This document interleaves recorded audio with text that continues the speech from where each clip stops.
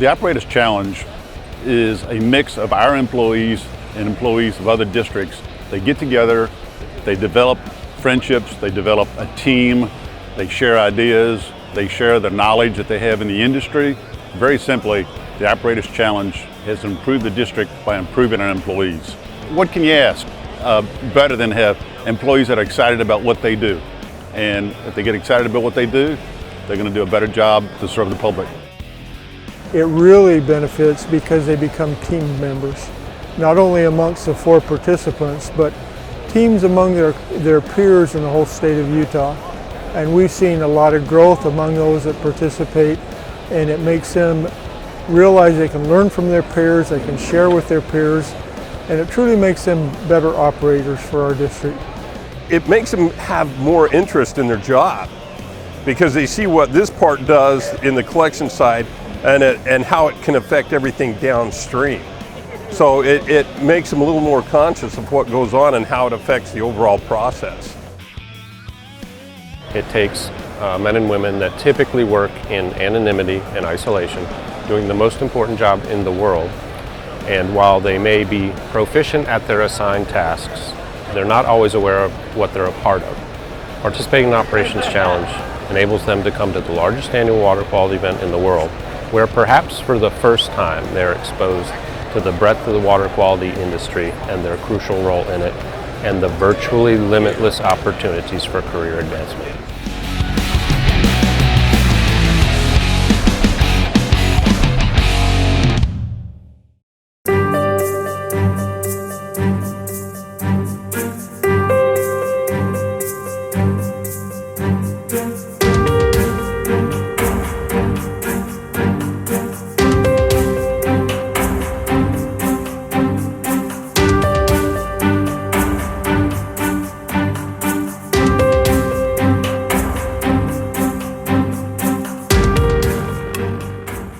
So I'm looking to see if they're using proper laboratory technique. We're checking the meniscus on graduated cylinders, on volumetric flasks, on pipettes, and checking to see if they can do the math that needs to be done for those analysis.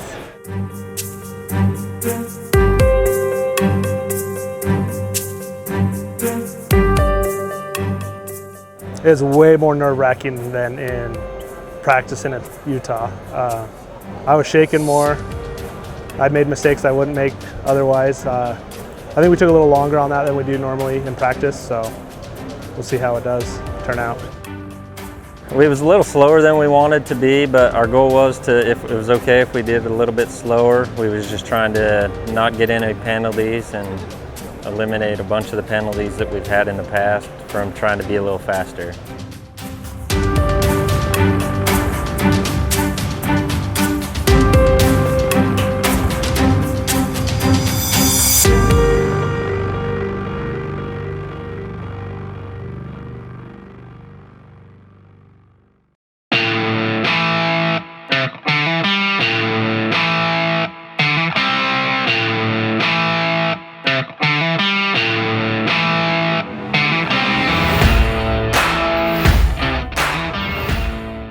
So the collections event was simulating replacing a section of 8-inch pipe. We used hand saws and a hole saw, installing a section with 2 Fernco's and an Incerti. We're also taking a sample of what's going through the pipe.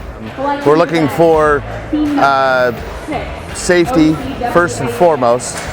From start to finish, 4 people will be able to make 4 cuts, a whole cut, and build it all and place it all together and not have it leak in right around under 2 minutes.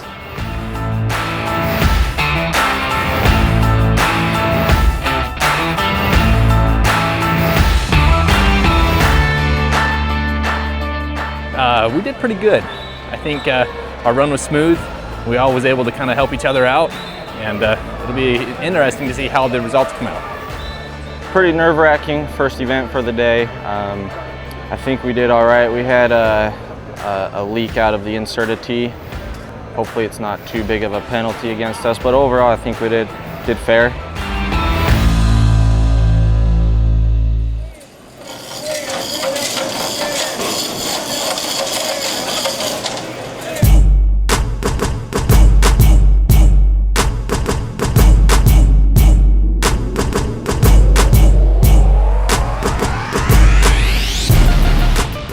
This is the maintenance event. This year it's sponsored by KSB. What we're looking for, we've got a list of criteria, and we're basically trying to make sure that they follow it. We're looking for consistency. We're looking for safe work practices. We're looking for the proper use of tools, and looking for these guys to have some fun out here.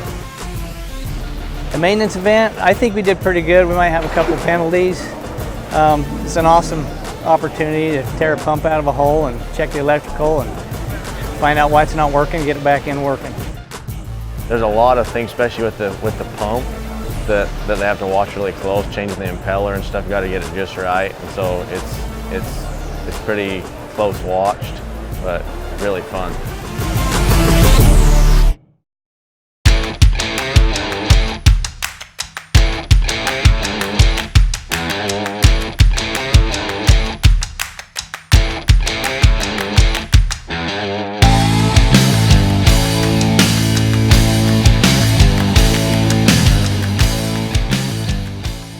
I'm judging the safety event.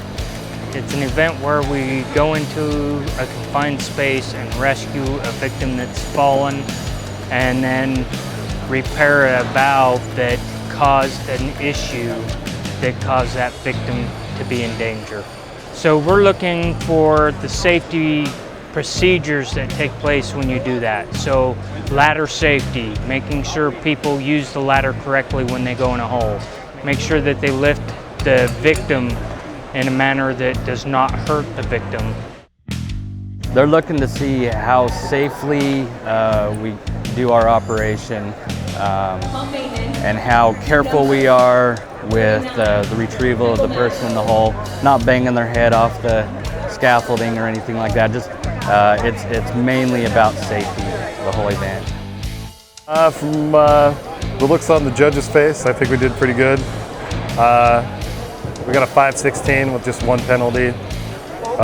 We put down, there was 0 oxygen.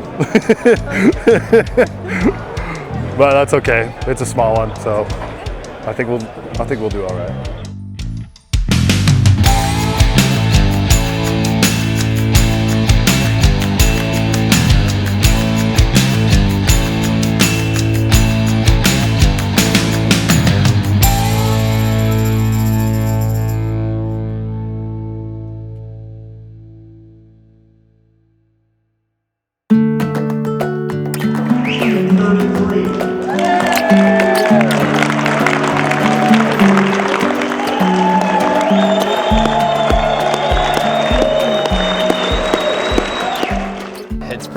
Pretty cool. Pretty cool feeling to know that there's all these teams that are pretty high up in my books, and we were able to take the first place. We were hoping to be in the top 10, and we got third. It feels good. This feels good. Utah. It's been really nice to get to know other plants and how they do things and stuff. So the people. It's fun to meet other operators, see other people that do the same thing as we do. Yeah, we're really excited about having an all-women's team and being the first ever. I think it's great. We like competing with the men, and I think women bring a different set of skills to the industry that can be very valuable for facilities. So it's been great for our facility and great for us. We've learned a lot and really enjoy it. It's been great to be part of a team, to know that without me doing my job, we're not a team. Working together as a team, learning patience and just team effort, and all having a part and having to do it good, or else it affects the whole team. You don't want to let your team down. Just being around the people in the Operations Challenge program, it makes you want to be better. Morale, cross-training, and team building. Operations Challenge reaches this sector of the industry more effectively than any program that we have.